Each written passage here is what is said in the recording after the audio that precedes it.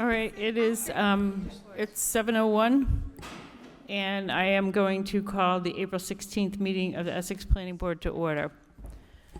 The purpose of the first part of this meeting is a public hearing, so planning board members, thank you.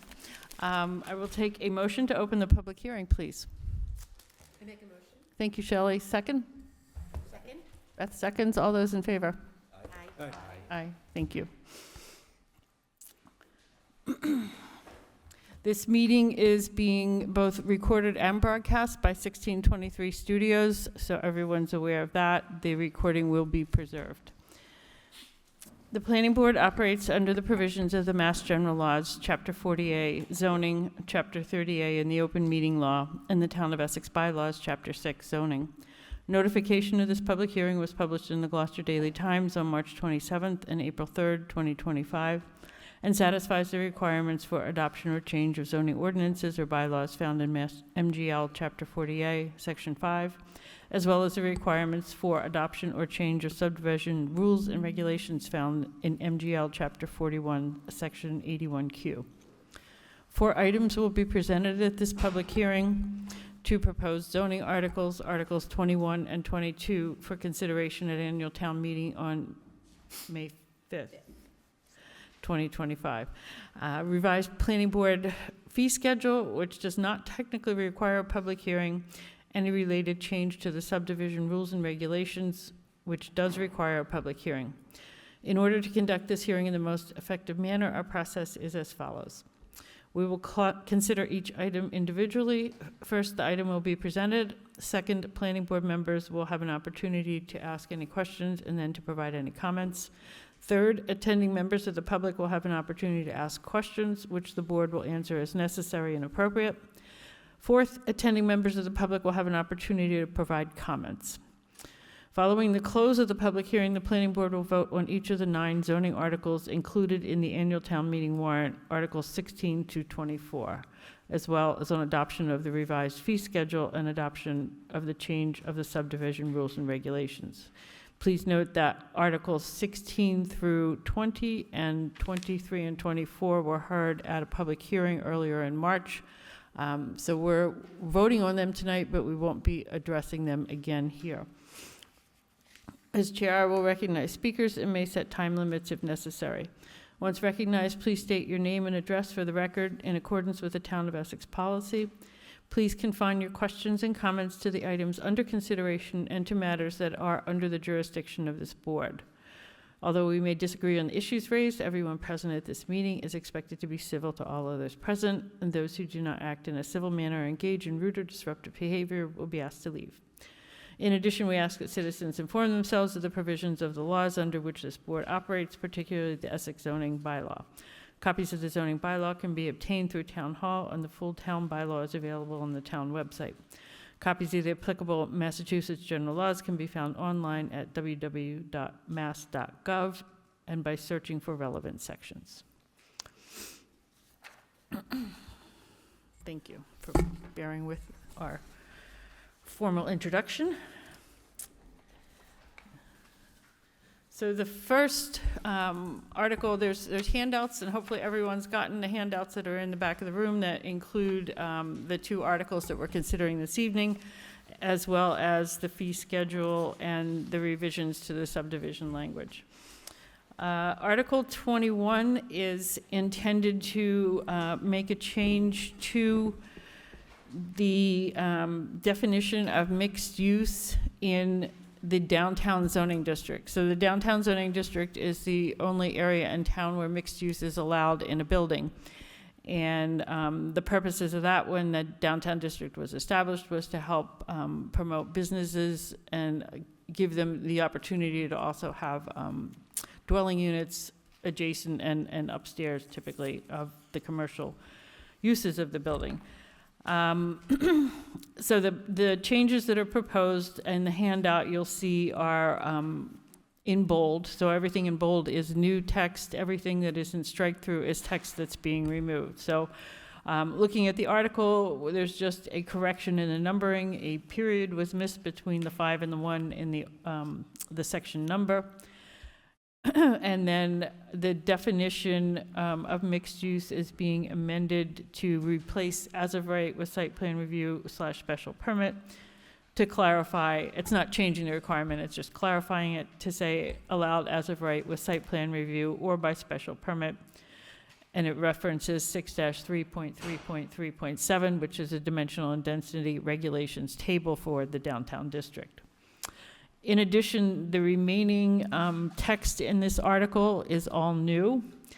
And what this is doing is clarifying a definition in the downtown district that says mixed use should be featuring a commercial use. And we're, in this article, trying to define what featuring actually means. So we're adding the criteria here that mixed use would need to have a portion of the non-residential use on the first floor shall meet at least one of the following criteria, whichever is larger, a minimum of 950 square feet, and or a minimum of 30% of the gross building floor area, excluding enclosed parking or loading areas and enclosed mechanical rooms. And it also requires that no less than 30% of the building frontage on the side facing the main abutting street shall be non-residential.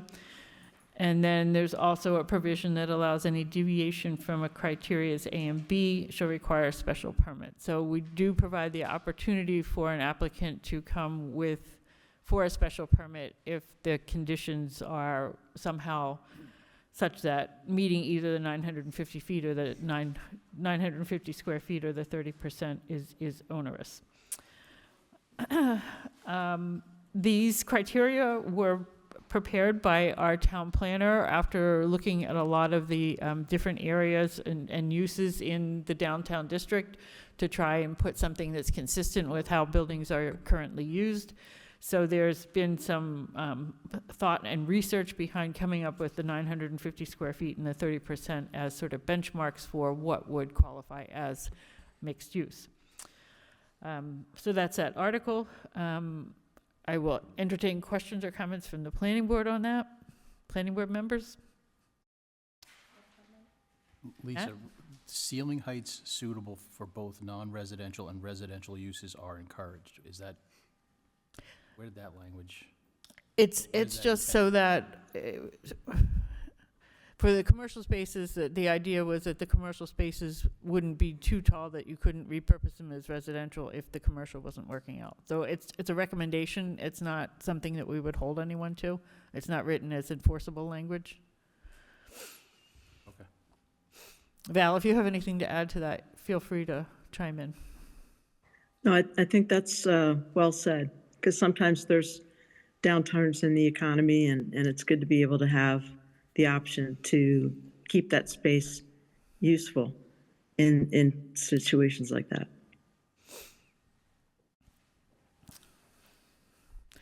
I will open the floor up to members of the public. If anyone has any comments or questions about this article, please approach the podium and give your name and address and let us know what is on your mind. Good evening. West Burnham, 22 County Road. Used to be one of you guys. I'm not comfortable with this 30% thing you got going. First off, I got one question. What do you do on a corner lot? How's that calculated? The 30% of the building frontage, you're saying?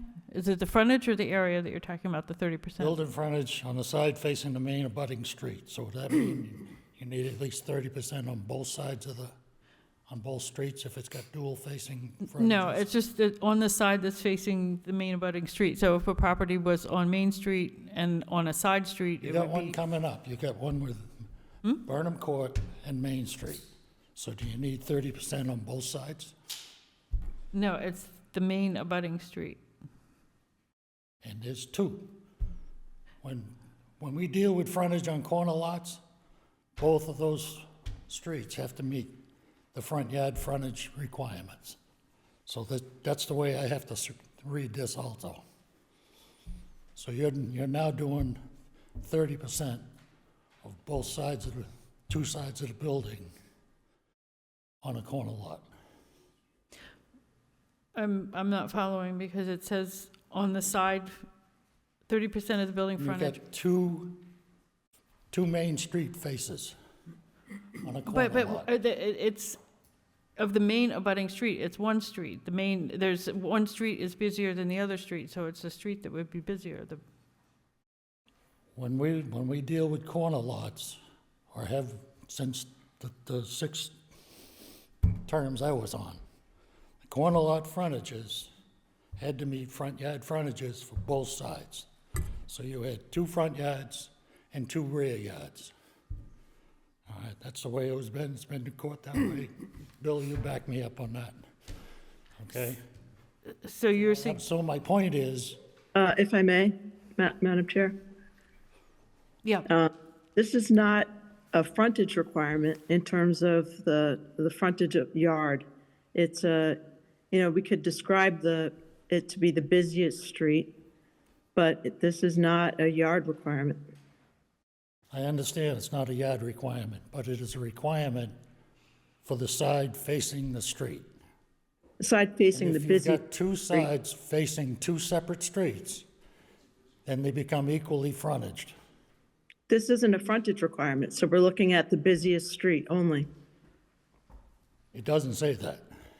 Okay, so we need to clarify the language. My point is if you're gonna do that, you've gotta take into consideration that. And we were trying to stay away from this when we were writing, trying to micromanage what they were gonna use. The intent was to try to get better usage out of our previously developed areas. I see this as being potentially counterproductive. I'll leave it at that.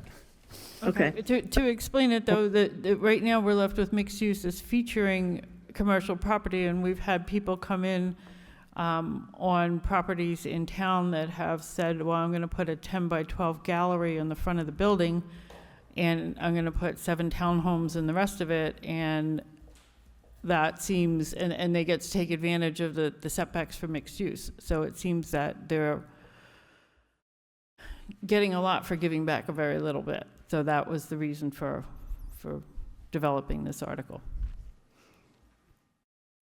Any other public comment? Questions? If not, I will move on to Article 22, which is to see if the town will amend the downtown district zoning map. And you can see on the handout, there's 2 versions of the map. It is hard to see because it's such a small parcel we're talking about. But at the very southern edge of the downtown district, along where Southern Avenue has just started, there's one small parcel that is not in the downtown district, and we're looking to move it into the downtown district. And it is one of the 4 Allen properties, as they're referred to in town, and there's one person who has purchased those 4 properties. And it just seemed reasonable to redraw that line to include those 4 properties under one owner. And I believe the intent was to do this, and the consultant who had worked with us just missed it, I think. So this is really just correcting that little corner. It's a lot that's literally 66 feet by 33 feet, so we're not talking a substantial change. Planning board members, any questions or comments on that article? Members of the public, 11 Southern Avenue. Mr. Burnham? I just want a quick comment. You need Sure. to come to the mic, please. Sorry.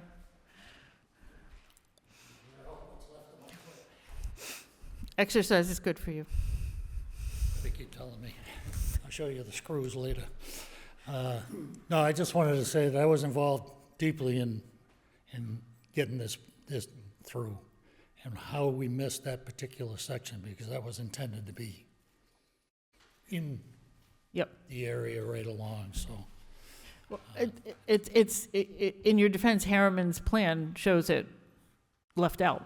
And that's probably what CIA technology used when they drew the boundary. And All right, I just want to apologize, I must have No. missed it. But we redrew that thing so many times. no worries, thank you.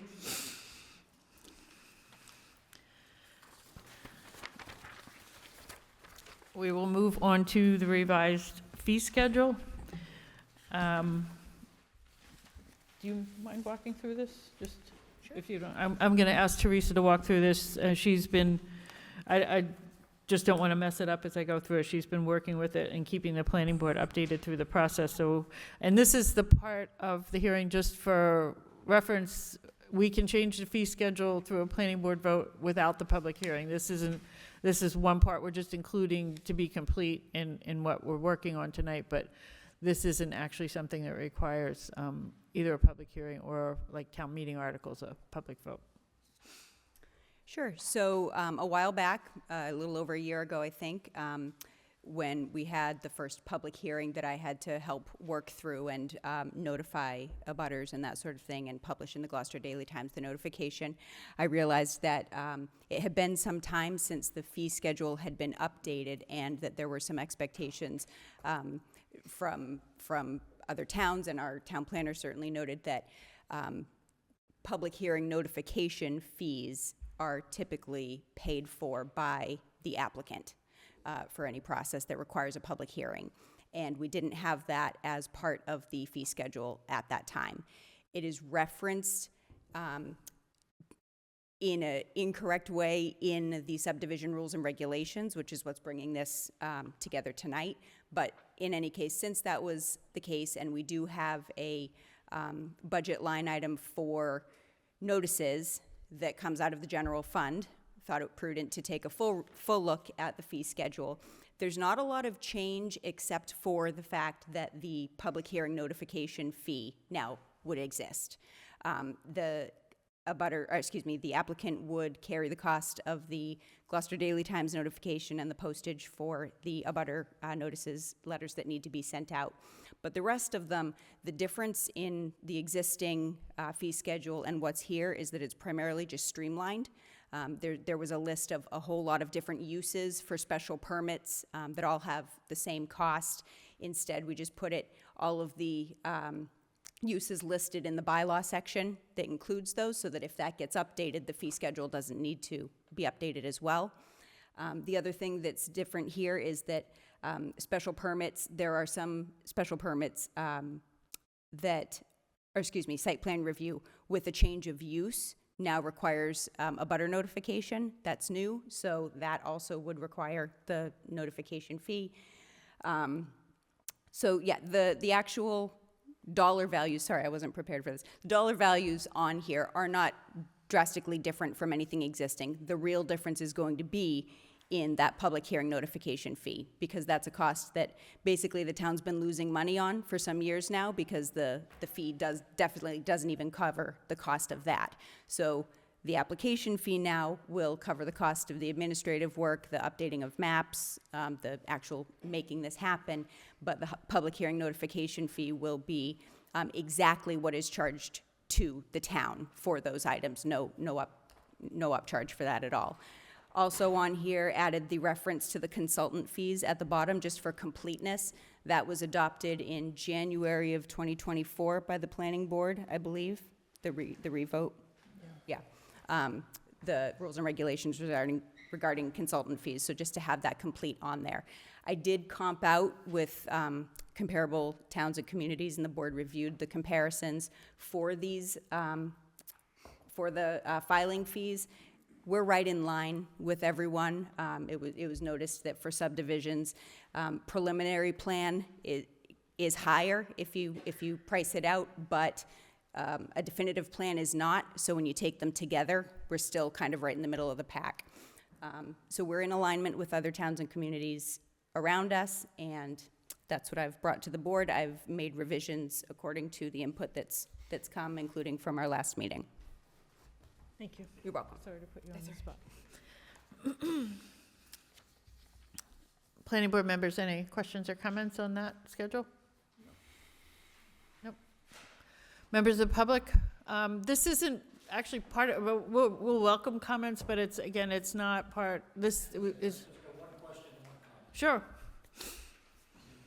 You should just sit over here by the podium.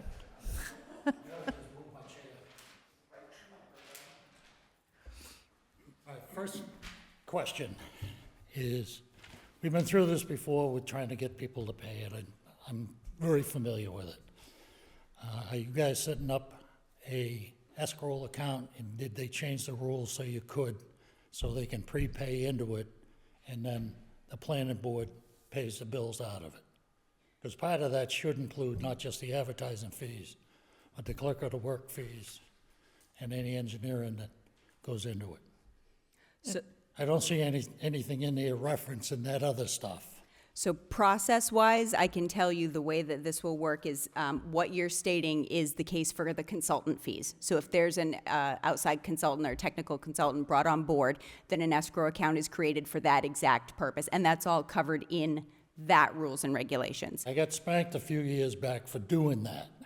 It's definitely allowed now. We're in process with. I know with it that. was not, because I got spanked doing it, so I just want to make sure you at least ran it by the powers to be. And that's It's now- been in place for a couple existing, or an existing project and at least one other, so yes, it's definitely the case. all that means is nobody's bitched yet. All right, the other thing I've got to comment on is your existing language in 611F states 150 feet of frontage created within the subdivision. Okay, so we haven't gotten to that quite yet? That, you're talking about the changes to the subdivision rules and regs, right? The next page? Oh, I'm sorry, you're only on the fee schedule. Yeah, we just did the fee schedule. All right. Well, just sit close. Don't go all the way back over there, okay? Any other comments on the fee schedule? And then we'll move to the subdivision changes. Seeing none, we will move on to the fourth item of the public hearing, which is the change to the language in 6.1.1F. And the intent is to bring a language about the definitive plan fee requirement into alignment with current and future versions of the planning board fee schedule. So the difference is that a non-refundable fee remains the same, and instead of for every 150 feet of frontage created within the subdivision, we have taken that out and just referenced the current fee schedule. The intent here is that we would be able to update the schedule without going through the process of a public hearing, with just having the reference to the current fee schedule. Yeah. May I? Yeah. And just to add, that existing language in section 6.1.1.f was already in conflict with the current fee schedule. So that line references 100, non-refundable fee for every 150 feet of frontage in accordance with the current fee schedule, but the current fee schedule lists it as $250 per lot. So this language was already in conflict, having compared out, seeing that towns do it lots of different ways, including that, but for simplicity here, bringing that into alignment so that the fee schedule is the master doc, and we don't have to keep fixing this every time that changes. My turn, yeah? So, planning board, any comments or questions on that?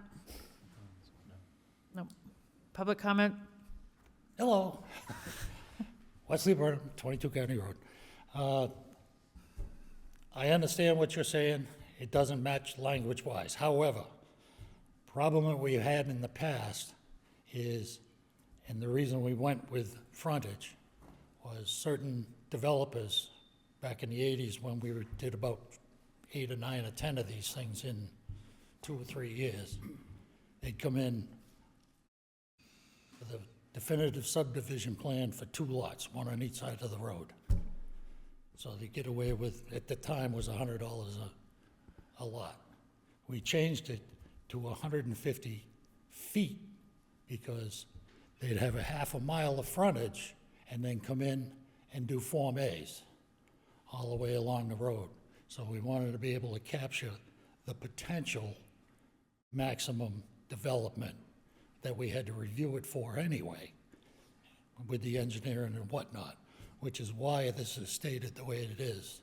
For every 150 feet, you have a potential lot, and that's why we had it that way. That was intentional and also in the reaction to what had already occurred. Okay. No, we appreciate that input, and we will talk about that. But right now, the change that we're proposing here is to like Teresa said, make the language here consistent with the fee schedule. Right, so I could come in with 20 acres and make 2 lots and get away for $500. If there was 2,000, 2,500 feet, 3,000 feet on each side of the road, down the road, I could put in 10 lots on each side, or 20 lots on each side. So another 40 lots if it was capable. That's, Right, we no, ran into that physically, realistically, and we had to send them back, or fee-wise, we wound up charging them for the potential, and that was the intent. So we wouldn't get caught up in somebody's shenanigans. I'm sorry, what was the last part? I said, so we wouldn't get caught up in somebody's shenanigans, you know, on trying to beat that. Oh, the other thing was, you got $250 on A&Rs. So that turns into $500 per lot on a subdivision. And if it's complicated, or if it's size large, you really want to push the preliminary plan, so you've got something to work with first. And this will tend to discourage it. It just goes straight to the definitive, which on smaller ones is not a big deal, but you've got 36 lots coming up later. And if they went straight to the definitive, which this one they can't because of the OSRD, but a standard subdivision, you have the choice. There's no requirement To do the go. preliminary. So we intentionally left the preliminary fees minimized, because for one, that's when basically planning board and the developers talk about it, and things can change drastically on that, on those plan reviews for the preliminary, till you at least get the boundaries set. So you may want to reconsider $250 on that, otherwise, if we ever do get any more, we'll skip right over it just due to the costs. But that- Okay, that's what we have now. Yeah, can I clarify? Yeah. And so that's helpful information, certainly, and we have discussed a little bit the idea that where there's a inconsistency between the fee schedule and the language in. Right now, the fee schedule is all anybody has been going by.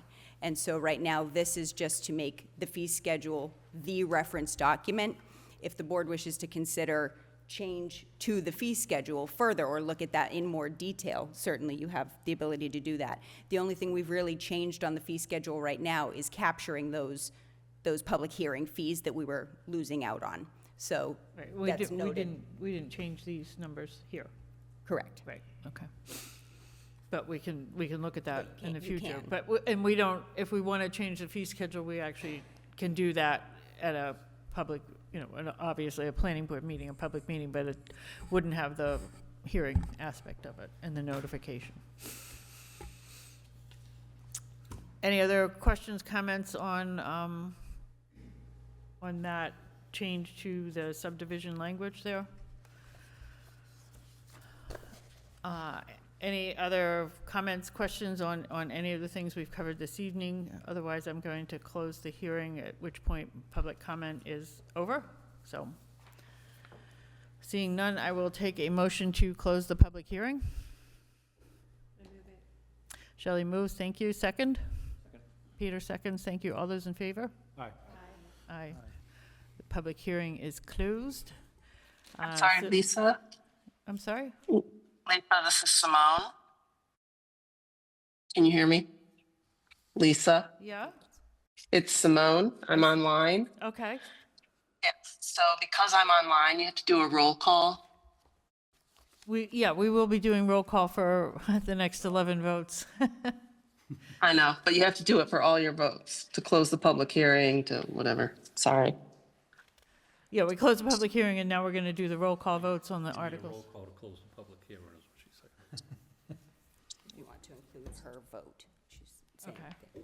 Oh, okay. Not because it's a public hearing, but because you're remote. Sorry. Right. Okay. Right. All righty. Roll call. Sorry. Yeah. Roll call on closing the hearing. Because Simone is remote, all our votes need to be roll call. Aye. Peter Levasseur, aye. Okay. Matt Greco, aye. Ariel Brain, aye. Lisa O'Donnell, aye. Simone? Simone Early, aye. Thank you. Peter and Beth, you're going to have to share the microphone, and Shelley and Ariel, just for the recording, we need to be speaking into the microphones, particularly now that we're doing the official votes. So we have 9 articles on the warrant, starting with Article 16.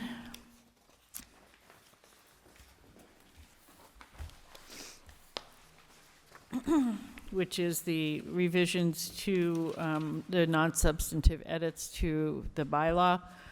I will take a motion to recommend that the planning board supports this article on town meeting floor. Matt Greco, so moved. Second? Second, Beth Walsh. Thank you. Any discussion? Seeing none, we will take a roll call vote for all those, take a roll call vote and your name and aye or nay, whether you support it or not, please. Beth Walsh, aye. Peter Levasseur, aye. Matt Greco, aye. Shelley Bradbury, aye. Ariel Brain, aye. Lisa O'Donnell, aye. Simone Early, aye. Thank you. Article 17 is striking the temporary moratorium on business and industrial conversions. I'll take a motion to recommend that the planning board supports this article on town meeting floor. So moved, Matt Greco. Thank you. Second? Shelley Bradbury, second. Thank you. Roll call for, roll call vote on whether to support this or not at town meeting floor. Beth Walsh, aye. Peter Levasseur, aye. Matt Greco, aye. Shelley Bradbury, aye. Ariel Brain, aye. Lisa O'Donnell, aye. Simone Early, aye. Thank you. Article 18 is about the revisions to the floodplain overlay district bylaw that Brendan had worked on very closely with the DCR to get all the language there right, so that town residents are eligible for flood insurance. So I will take a motion to recommend that the planning board support this article on town meeting floor. Motion? Shelley Bradbury, aye. Move. Thank you. Second? Second? Beth Walsh, second. Thank you. And now a roll call vote on this article. Beth Walsh, aye. Peter Levasseur, aye. Matt Greco, aye. Shelley Bradbury, aye. Ariel Brain, aye. Lisa O'Donnell, aye. Simone Early, aye. Thank you. Article 19,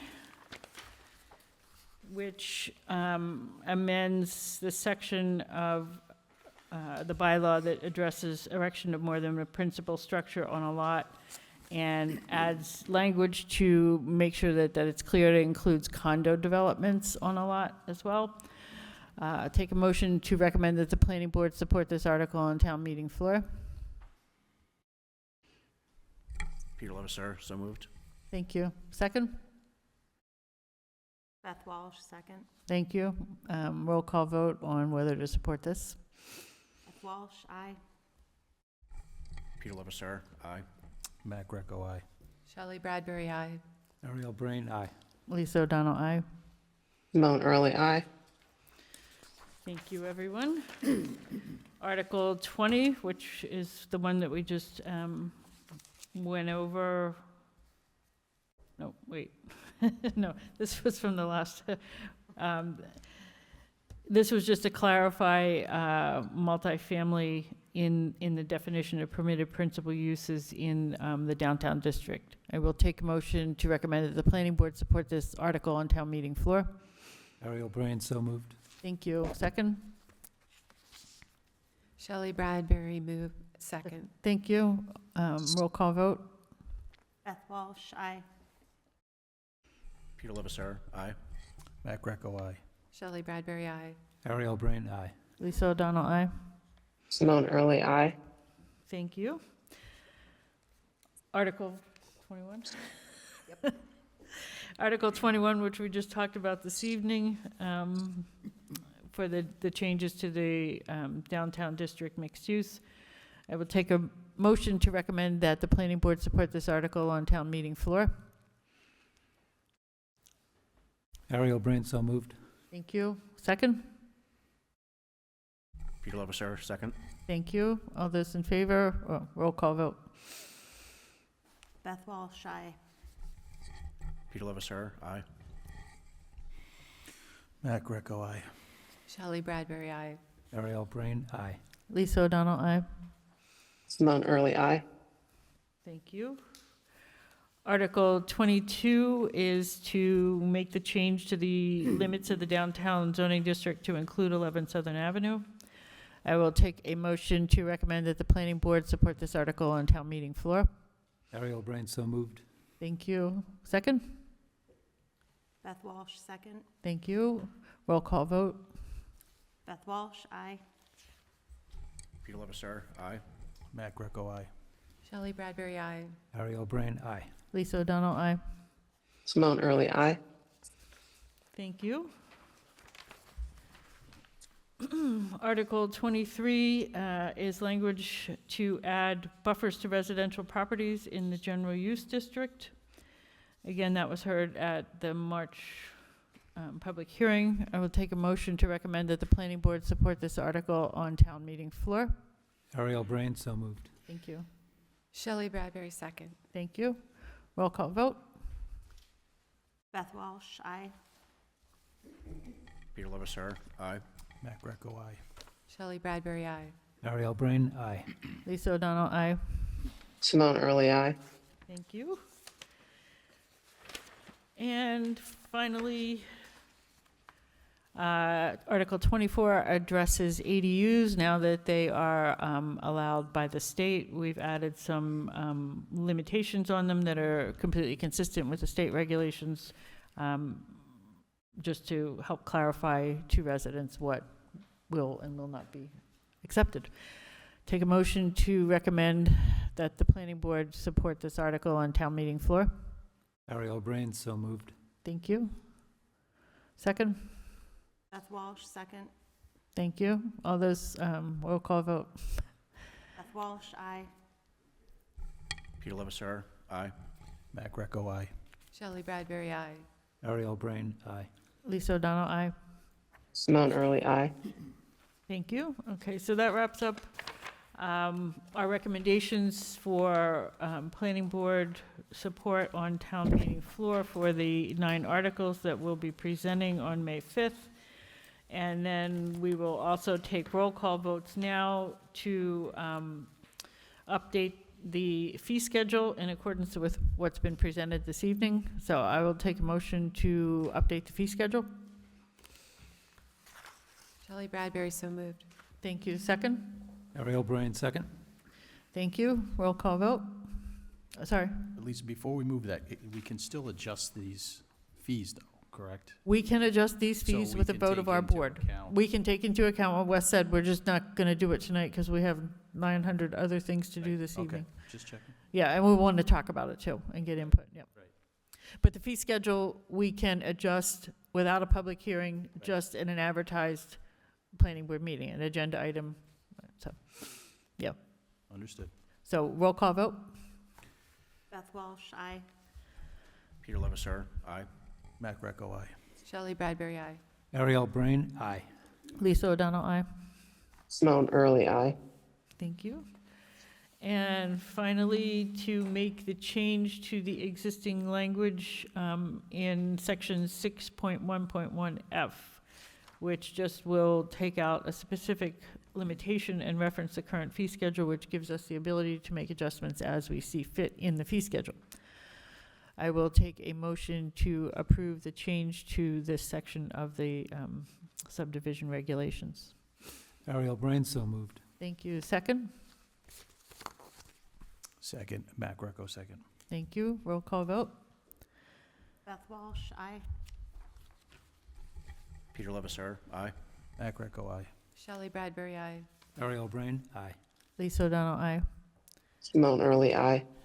Thank you.